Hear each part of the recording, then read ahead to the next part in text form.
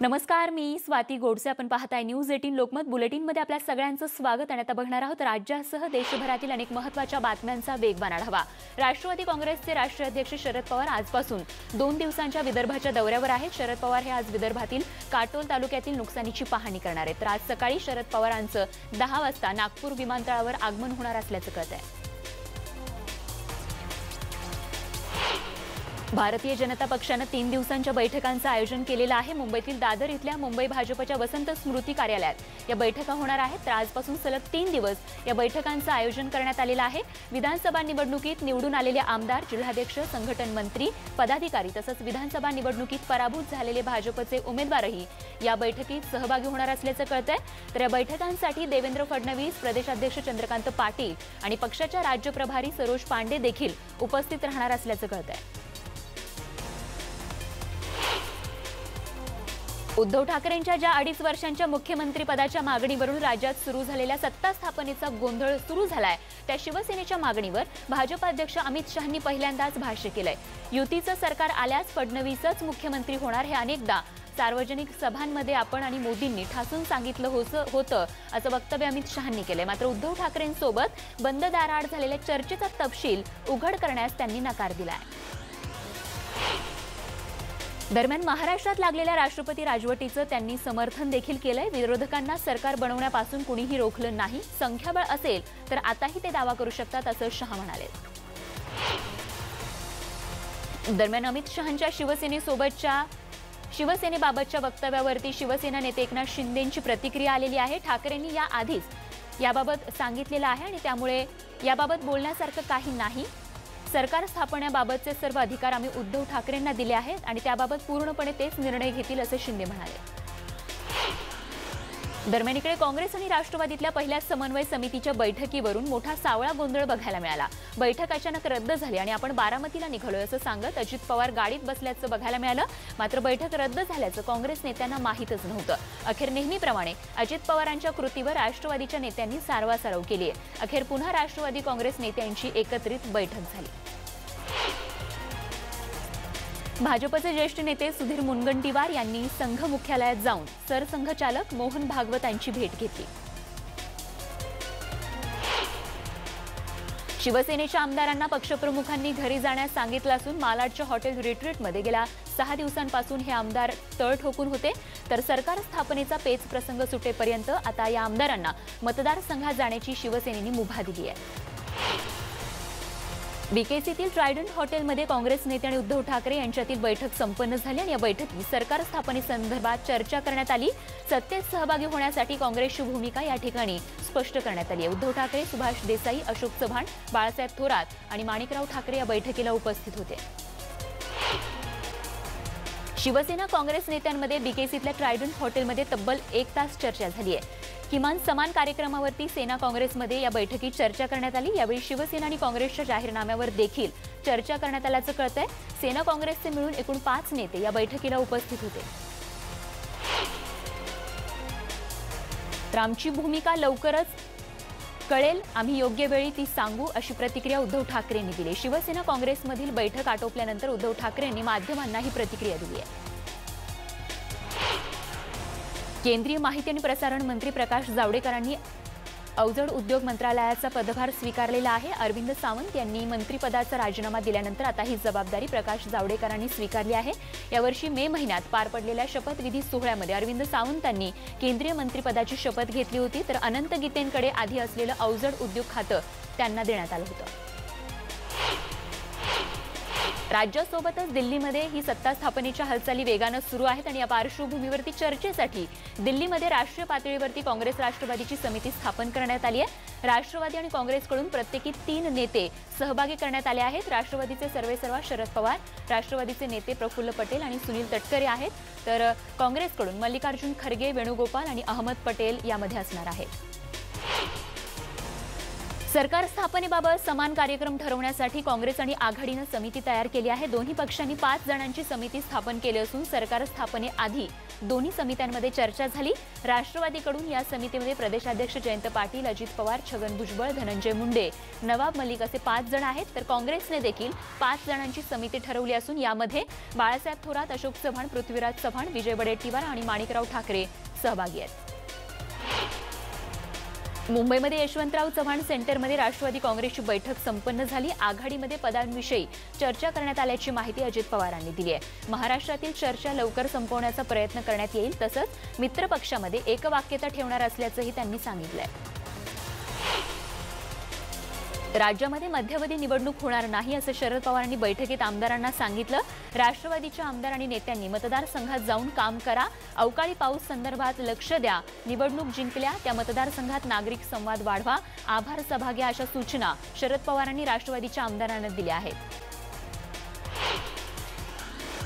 अनेक दिवसांपासून जयपूरमध्ये असलेल्या काँग्रेस आमदारांना आता आपापल्या मतदारसंघात जाण्याची मुभा पक्षाकडून देण्यात आली आहे। जयपूरच्या हॉटेलमध्येच त्यांच्या सह्या घेण्यात आल्या आहेत। राष्ट्रवादीला समर्थनाच्या पत्रावरती त्यांच्या सह्या घेण्यात आल्या आहेत।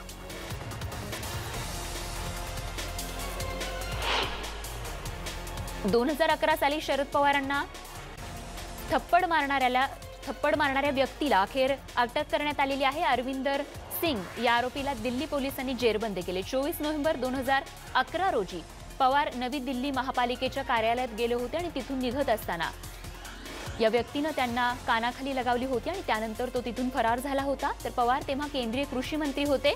वाढत्या महागाईचा संताप म्हणून या व्यक्तीने हे कृत्य केलं होतं। संजय राऊतांना लीलावती रुग्णालयातून डिस्चार्ज देण्यात आलाय। राज्यामध्ये मुख्यमंत्री शिवसेनेचाच होणार याचा पुनरुच्चार हॉस्पिटलमधून बाहेर पडताना त्यांनी केलाय। डिस्चार्ज देण्यापूर्वी काँग्रेस नेत्यांनी शिवसेनेचे प्रवक्ते संजय राऊत यांची रुग्णालयात जाऊन भेट घेतली। माजी मुख्यमंत्री अशोक चव्हाण तसंच काँग्रेस प्रदेशाध्यक्ष बाळासाहेब थोरात, माणिकराव ठाकरेंनी संजय राऊतांची लीलावती रुग्णालयात जाऊन विचारपूस केली। तर राऊत माझे मित्र आहेत, त्यांच्या प्रकृतीची विचारपूस करण्यासाठी त्यांची भेट घेतल्याचं काँग्रेस प्रदेशाध्यक्ष बाळासाहेब थोरातांनी म्हटलंय। लीलावती रुग्णालयात राऊतांची भेट घेतल्यानंतर थोरात माध्यमांशी बोलत असताना त्यांनी ही प्रतिक्रिया दिली आहे। राष्ट्रवादीचे नेते छगन भुजबळ यांनी मंगळवारी संजय राऊतांची लीलावती रुग्णालयात जाऊन भेट घेतली। यावेळी भुजबळांनी राऊतांच्या प्रकृतीची विचारपूस केली। दरम्यान नारायण राणेंच्या वक्तव्यावर प्रतिक्रिया देणं भुजबळांनी टाळलंय।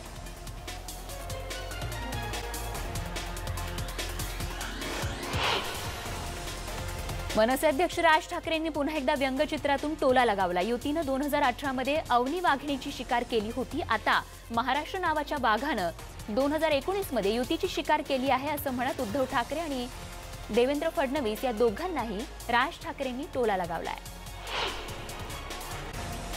महाराष्ट्रातील सत्तेच्या पेचावर शिवसेनेनं सुप्रीम कोर्टात केलेल्या याचिकेवर तातडीची सुनावणी होणार नाही। राज्यपालांनी सत्ता स्थापनेच्या दाव्यासाठी मुदत वाढवू न दिल्यानं शिवसेनेनं सुप्रीम कोर्टात याचिका दाखल केली आहे। सेना आमदार अनिल परब यांनी ही याचिका दाखल केली आहे। तर राज्यपालांनी आम्हाला 3 दिवसांची मुदत वाढ न दिल्यानं ही याचिका या ठिकाणी दाखल केल्याचं शिवसेनेकडून सांगण्यात आलंय। महाराष्ट्रात राष्ट्रपती राजवट लागण्यासाठी शिवसेनेसोबतच भाजपही जबाबदार असल्याचा आरोप लोकजनशक्ती पार्टीच्या चिराग पासवान यांनी केलाय। राजकीय महत्त्वाकांक्षेमुळे जनतेवर राष्ट्रपती राजवट लादली गेल्याचा आरोप त्यांनी केलाय। भाजप मोठा पक्ष असल्यानं सर्वात जास्त जबाबदारी त्यांचीच असल्याचा आरोप पासवान यांनी केलाय। वसंतदादा पाटील यांच्या स्मृती दिनानिमित्त विधिमंडळात कार्यक्रमाचं आयोजन करण्यात आलंय। शरद पवारांच्यासह राष्ट्रवादीचे सर्व आमदार यावेळी उपस्थित होते। वसंतदादा यांच्या स्मृतीला सर्व आमदारांनी यावेळी अभिवादन केलं। मुंबई, ठाणे, नागपूर या शहरांचं महापौरपद खुल्या प्रवर्गात गेलं आहे। तर नाशिक, कल्याण, डोंबिवली, सांगली, उल्हासनगरचं महापौरपदही खुल्या प्रवर्गात राहणार आहे। तर दुसरीकडे खुला महिला प्रवर्गामध्ये चंद्रपूर, नवी मुंबई, जळगाव, भिवंडी, अकोला, पनवेल तसंच पिंपरी चिंचवड, औरंगाबाद ही शहरं आहेत। विधानसभा निवडणुकीमुळे राज्यातल्या महापालिकांच्या महापौरपदाची निवडणूक पुढे ढकलण्यात आली होती, पण आता मात्र या निवडणुकीचा मार्ग मोकळा झालाय। राज्यामध्ये सेना भाजपनं सत्ता स्थापन करावी या मागणीसाठी नंदुरबारमध्ये एका शिवसैनिकानं अनोखं आंदोलन केलं। शिवसेना प्रमुख उद्धव ठाकरे यांच्यासोबत फोनवरून संवाद साधण्याची मागणी या शिवसैनिकांनी केली। तुकाराम पाटील असं या शिवसैनिकाचं नाव असून तब्बल 6 तास तो टॉवरवर चढून होता। दरम्यान पोलिसांनी त्यांची समजूत काढत त्याला खाली उतरवलं। राष्ट्रवादीचे 9 आमदार आपल्या संपर्कात असल्याचा दावा भाजप खासदार रणजितसिंग नाईक निंबाळकर यांनी केला आहे। अवकाळी पावसामुळे नुकसान झालेल्या पिकांची पाहणी करण्यासाठी रणजितसिंग नाईक निंबाळकर माढ्यात आले होते आणि यावेळी त्यांनी हा मोठा दावा केला। त्यामुळे आता राष्ट्रवादी नेमकी काय प्रतिक्रिया देते हे पाहणं महत्त्वाचं ठरणार आहे। तर स्वाभिमानी शेतकरी संघटनेचे नेते राजू शेट्टी यांनी अतिवृष्टीमुळे नुकसान झालेल्या पिकांची पाहणी केली। मनमाड, येवला, नांदगाव या भागांमधील नुकसानीची त्यांनी पाहणी करून शेतकऱ्यांशी देखील संवाद साधला। यावेळी शेतकऱ्यांनी शासनाकडून नुकसान भरपाई मिळवून देण्याची मागणी केली आहे। कारंजा तालुक्यातील खानापूर गावातील 70 वर्षीय शेतकऱ्यानं गळफास घेऊन आत्महत्या केली आहे। अवधूत इंगळे असं या आत्महत्या केलेल्या शेतकऱ्याचं नाव आहे। इंगळे यांच्याकडे 3 एकर शेती आहे, मात्र सततची नापिकी आणि या वर्षीच्या परतीच्या पावसामुळे पिकांचं झालेलं नुकसान आणि डोक्यावर असलेलं कर्ज या विवंचनेतून आलेल्या नैराश्यपोटी त्यांनी आपलं जीवन संपवलंय। वन्य प्राण्यांनी पिकांची केलेली नासाडी आणि परतीच्या पावसामुळे वाशिम जिल्ह्यातील वाईगवळच्या संतप्त शेतकऱ्यांनी पीक जाळून टाकले। 9 एकर शेतातील तब्बल 150 क्विंटल ज्वारीचं पिकाचं मोठं नुकसान झालं। या नुकसानीचं प्रशासन देखील दखल घेत नसल्यामुळे संतप्त शेतकऱ्यानं शेतातील ज्वारी कापून ती शेतातच पेटवून दिली। काही दिवसांपूर्वी दर्यापूर इथल्या एसडीओ कार्यालयामध्ये नुकसानग्रस्त शेतकऱ्यांना मदत मिळावी या मागणीसाठी युवक काँग्रेसचे कार्यकर्ते शेतकऱ्यांसह निवेदन देण्यासाठी गेले असता एसडीओ प्रियंका आंबेकर यांनी शेतकरी आणि युवक काँग्रेसचे कार्यकर्ते यांच्यासोबत अरेरावीची भाषा करत कारवाई करण्याची धमकी दिली होती। या विरोधात युवक काँग्रेसच्या कार्यकर्त्यांनी विभागीय आयुक्तांना निवेदन देऊन एसडीओ आंबेकर यांच्यावर कारवाई करण्याची मागणी केली आहे। लोकलच्या वेळापत्रकावर मोठा परिणाम करणाऱ्या आणि गेली 2 ते 3 वर्ष ठाणे कल्याण रेल्वे स्थानकाजवळ असलेल्या वेगमर्यादा मध्य रेल्वेकडून नुकत्याच काढण्यात आल्या आहेत आणि त्यामुळे वेग वाढवण्यास मदत मिळणार असून प्रवाशांचा देखील वेळ वाचणार असल्याचा दावा प्रशासनानं केला आहे। शिव उड्डाणपुलाच्या दुरुस्तीचं काम सुरू झाल्यामुळे 22 नोव्हेंबरपासून 45 दिवस पूल वाहतुकीसाठी बंद राहील। 3 दिवसांपूर्वी बीकेसी कनेक्टर हा सोमया मैदान ते वांद्रे कुर्ला संकुल उन्नत मार्ग सुरू झाल्यानंतर शिव इथल्या वाहतूक कोंडी काही प्रमाणात कमी झाली असताना उड्डाणपुलाच्या कामामुळे आता पुन्हा वाहतूक कोंडीला तोंड द्यावं लागणार आहे।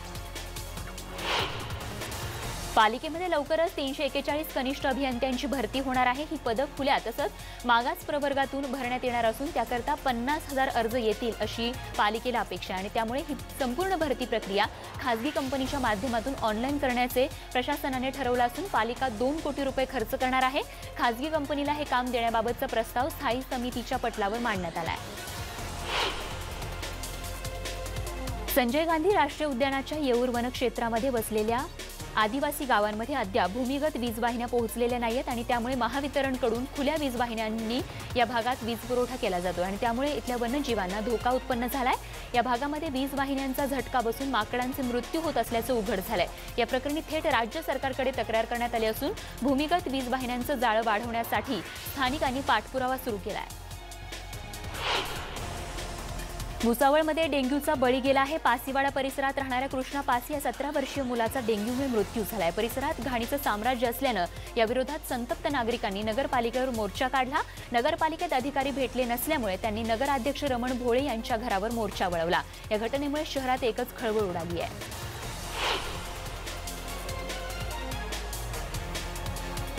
त्या ठिकाणी वाळू उत्खनन करण्यास रत्नागिरी जिल्ह्यात मनाई आहे असं असतानाही खेड आणि चिपळूण दरम्यान जगबुडी खाडीत अनधिकृत वाळू उपसा करण्यात येतो आहे। बंदी असतानाही नदीच्या काठावर अनधिकृत वाळूचे ढीग बघायला मिळत आहेत। दिवसाढवळ्या वाळू उपसा करून शासनाचा लाखो रुपयांचा महसूल बुडवला जातो आणि या संदर्भात कारवाई करण्याची मागणी होती आहे।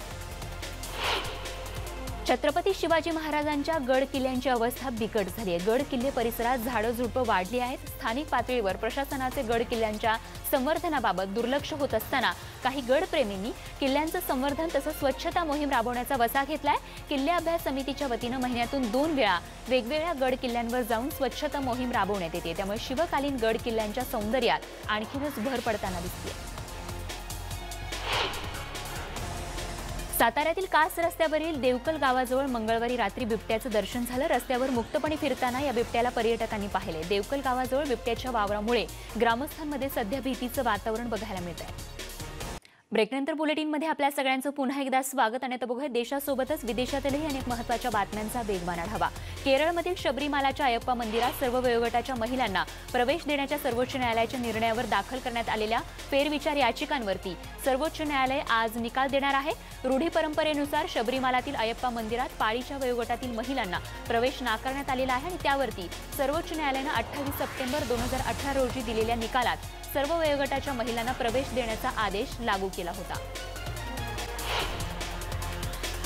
राफेल जेट विमानं खरेदी करण्याच्या मुद्द्यावर सरकारला निर्दोषत्व बहाल करणाऱ्या सर्वोच्च न्यायालयाच्या निकालावर फेरविचार याचिका दाखल करण्यात आली होती आणि याच फेरविचार याचिकांवर सर्वोच्च न्यायालय आज निकाल देणार आहे। विमानं खरेदी करताना पूर्वीच्या कराराच्या तुलनेत जास्त रक्कम खर्च झाल्याचा आरोप काँग्रेससह विरोधकांनी केला होता। चंद्राच्या कक्षेत भ्रमण करणाऱ्या चांद्रयान-2 मधील ऑर्बिटरनं चंद्रावरील खड्ड्याचा 3D फोटो पाठवलाय। ऑर्बिटरमधील TMC-2 कॅमेऱ्यानं हा फोटो टिपलाय। TMC-2 म्हणजे टेरियन मॅपिंग कॅमेरा आहे आणि भारतीय अवकाश संशोधन अर्थात इस्रोनं हा फोटो ट्विट केलाय। दिल्लीमधील प्रदूषणाची पातळी अति धोकादायक झाली आहे। घसरत चाललेलं तापमान, वाऱ्याचा मंदावलेला वेग आणि शेजारील राज्यांमध्ये शेतामध्ये जाळण्यात येणारं पीक यामुळे दिल्लीतील प्रदूषणाची समस्या पुन्हा एकदा अति धोकादायक बनली आहे। बातमी आंतरराष्ट्रीय विश्वातून स्लोवेनियाच्या अनेक भागांमध्ये जोरदार बर्फवृष्टी झाली असून या बर्फवृष्टीमुळे अनेक भागातील दळणवळण यंत्रणा खंडित झाली आहे। रस्त्यावरील बर्फ हटवून वाहतूक पूर्वपदावर आणण्याचे प्रयत्न प्रशासनाकडून सुरू आहेत। ऑस्ट्रेलियाच्या अनेक भागांमध्ये झालेल्या बर्फवृष्टीमुळे जनजीवन पुरतं विस्कळीत झाले। सर्वात जास्त बर्फवृष्टी ही कॅरिन्थिया प्रांतात झाली। या बर्फवृष्टीमुळे शाळांना देखील काही दिवस सुट्टी देण्यात आली आहे। तसंच लेसास व्हॅली परिसरात सर्वात जास्त म्हणजे 70 सेंटीमीटर इतकी बर्फवृष्टीची नोंद झाली आहे। रशियाच्या सायबेरियन भागात असलेल्या नोव्होसिबिर्स्क भागात जोरदार बर्फवृष्टी झाली असून या बर्फवृष्टीमुळे वाहतुकीला मोठा फटका बसला। या बर्फवृष्टीमुळे अनेक वाहनं देखील अडकून पडली आहेत तर बर्फामुळे रस्ते निसरडे झाल्यानं अपघातांची संख्याही वाढली आहे। कमी दृश्यमानता असल्यानं वाहतुकीलाही मोठा अडथळा निर्माण झाला आहे। इटलीच्या व्हेनिस शहराला पुराचा मोठा फटका बसला। इथे झालेल्या मुसळधार पावसामुळे शहरातल्या अनेक ऐतिहासिक इमारतींमध्ये पाणी साचलंय। शहरातील जवळपास 85% भाग पाण्याखाली गेलाय तर आतापर्यंत 187 सेंटीमीटर पावसाची नोंद करण्यात आली असून शहरातील प्रसिद्ध अशा मार्क बेसिलिकामध्ये देखील पाणी भरल्याचं कळतंय। ब्रिटनचे पंतप्रधान बोरिस जॉन्सन यांनी उत्तर इंग्लंडच्या पूरग्रस्तांना भेट दिली। मुसळधार पावसामुळे झालेल्या नुकसानीची पाहणी देखील त्यांनी केली आहे तर विरोधी पक्षांनी सरकारच्या पूर भेटीवर टीका केली असून प्रत्येक जण निवडणुकीच्या मुद्द्याकडे वळत आहे।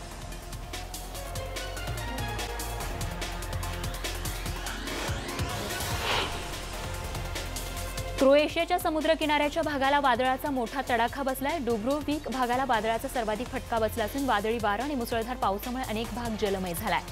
मकारस्का या किनारपट्टीच्या भागातील काही बोटी लाटांच्या तडाख्यामुळे बुडाल्या आहेत।